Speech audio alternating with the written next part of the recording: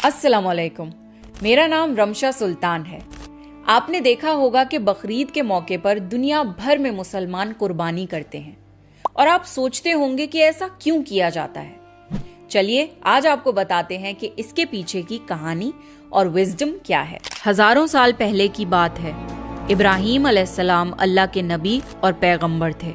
एक दिन जब इब्राहीम अलैहिस्सलाम सो रहे थे तो उन्होंने एक ख्वाब देखा जिसमें अल्लाह ने इब्राहीम अलैहिस्सलाम से फरमाया कि इब्राहीम, आपके नजदीक जो सबसे प्यारी और महबूब चीज हो आप उसे अल्लाह की राह में कुर्बान कर दीजिए। अब यहाँ आपको बता दूं कि अल्लाह अपने बंदों का और खास तौर से नबियों का इम्तिहान लेता है, ये देखने के लिए कि इंसान अल्लाह से ज्यादा मोहब्बत करता है या अल्लाह के दिए हुए तोहफों से ज्यादा मोहब्बत करता है।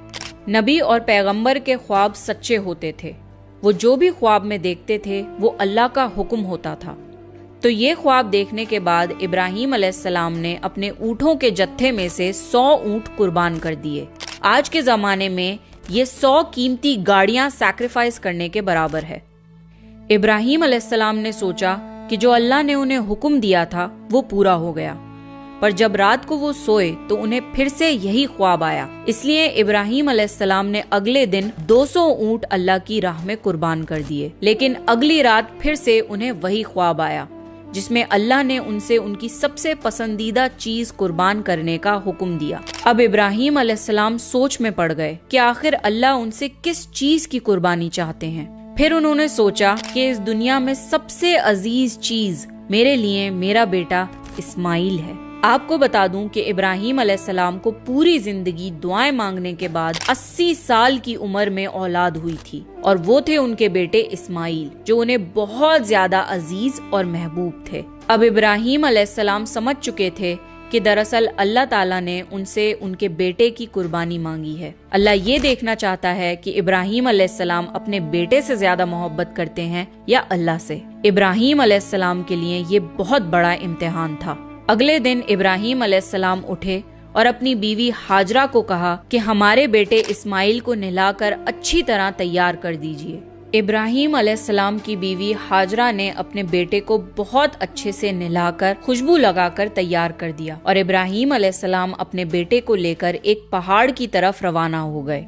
इब्राहीम अलैहिस्सलाम ये तकलीफ भरा फैसला कर चुके थे कि वो अपने बेटे की कुर्बानी देंगे, पर शैतान को कैसे मंजूर होता कि कोई अल्लाह की इताअत करे। तो शैतान भी अपने काम पर लग गया। वो सीधा इब्राहीम अलैहिस्सलाम की बीवी हजरत हाजरा के पास एक बुजुर्ग की शक्ल में गया और उनसे कहा कि इब्राहीम तुम्हारे बेटे को किसी दावत पे नहीं बल्कि उसे कुर्बान करने के लिए लेके गए हैं। ये सुनकर हजरत हाजरा बहुत हैरान हुई, पर वो समझ गईं कि ये जरूर अल्लाह का हुक्म होगा। तो उन्होंने शैतान से कहा कि अगर अल्लाह ने इब्राहीम को ऐसा करने का हुक्म दिया है तो ये हमारी खुशकिस्मती है। ये तो मेरा एक बेटा है, अगर मेरे इस्माइल जैसे 1000 बेटे भी होते तो मैं खुशी खुशी उन्हें अल्लाह की राह में कुर्बान कर देती। सोचिए, एक माँ के लिए ये कहना कितनी बड़ी बात है। जब शैतान हजरत हाजरा को भड़काने में नाकाम हो गया तो सीधे उनके बेटे इस्माइल अलैहिस्सलाम के पास गया और कहने लगा कि तुम्हारे बाबा तुम्हें किसी दावत में नहीं बल्कि तुम्हें मारने के लिए लेके जा रहे हैं।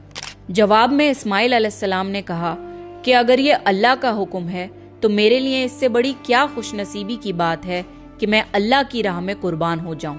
13 साल के बच्चे में इतनी समझ और बहादुरी होना कितनी बड़ी बात है। यहाँ भी जब शैतान नाकामयाब हो गया तो वो इब्राहीम अलैहिस्सलाम को भड़काने की कोशिश करने लगा कि तुम्हें ये बेटा इतनी मन्नतों से मिला है, अगर तुमने इसे कुर्बान कर दिया तो बुढ़ापे में तुम्हारा सहारा कौन बनेगा, और अगर अल्लाह ने ये कुर्बानी भी कबूल नहीं करी तो तुम्हारा कितना बड़ा नुकसान हो जाएगा। ऐसा मत करो। शैतान हर तरह से उन्हें बार बार बहकाने की कोशिश करता रहा और गुस्से में आके इब्राहीम अलैहिस्सलाम ने शैतान को पत्थर मारे। यही वजह है कि जब लोग हज पे जाते हैं तो शैतान को आज भी कंकड़ी मारते हैं और ये हज के अहम अरकानों में से एक है। शैतान के जाने के बाद इब्राहीम अलैहिस्सलाम ने अपने बेटे को सारी बात बताई तो इस्माइल अलैहिस्सलाम ने फरमाया कि बाबा, अगर ये अल्लाह का हुक्म है तो मुझे ये मंजूर है। आप बस मेरे हाथ पैर बांध दिए और अपनी आंखों पे पट्टी भी बांध लिए, ताकि आप जब मेरी गर्दन पर छुरी चलाएं तो आपको तकलीफ ना हो और आप ये करने से मुकर न जाएं। बस